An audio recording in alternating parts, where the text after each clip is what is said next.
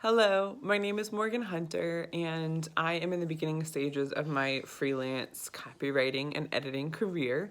So I just wanted to give my viewers some information about me. Since the freelance platform is so impersonal just by nature, it's mostly, email, direct message, and once in a while, like maybe a video chat or a phone call.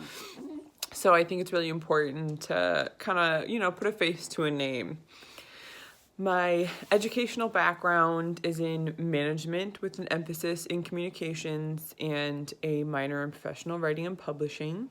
I started with management because I was skeptical of taking something like English because I heard all those other people saying that if you study English, you have to be an English professor or an English teacher, and I, at that time, was not prepared to do that. So I settled with management and ended up falling completely in love with my leadership courses and my organizational theory and effectiveness courses and my internal communications courses. So I picked up an emphasis in communications based on that love. In my last year of college, found this program that was professional writing and publishing. And that was where I really, really, really found myself, and I found my passions. I was like, these are my people. Where have you been all my life? I loved it. And so then I took on internships as an editor, and I began a role as assistant editor for the Literary Campus magazine, and I took on some communication specialist internships. I had all these ambitions. This program really lit that spark in me. Upon graduation, like many, I struggled in the applying department. I had all these ambitions, so I applied to Marvel comic books and all these huge publishing organizations that obviously I was beat out by people that had, the internships at Disney or whatever, the things that I didn't have. So after a few months of applying, I got a phone call from a cousin of mine who had been teaching in the federal states of Micronesia, which is this beautiful chain of islands in the middle of the Pacific Ocean. They're very remote, very indigenous. People hardly speak English. And they live in lean-tos of sheet metal and sleep on the ground. I was afraid. I had 24 hours to decide if I was going to be leaving in 5 days to go and spend 6 months teaching, which, as I stated previously, I didn't want to study English because I didn't want to be an English teacher. And lo and behold, I went abroad and I taught literature and I taught journalism to high school students that hardly spoke English. It's funny how the world kind of puts you exactly where you're needed.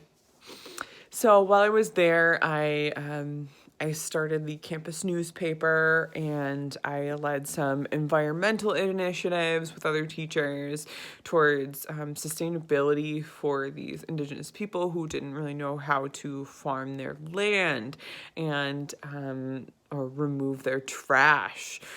So I had all this inspiration from being there as well. So coming back to the States, I took all that ambition and joined an AmeriCorps group.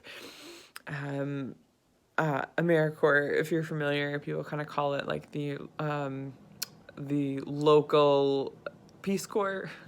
So I was assigned to a United Way of Dane County location, and I loved it. All these people with all these passions, United Way is such a what do they call, like a organization that kind of umbrellas all the other nonprofits. They fund so many other nonprofits. So I was constantly being introduced to other nonprofit initiatives. And I was like in awe of all these people trying to do these amazing things.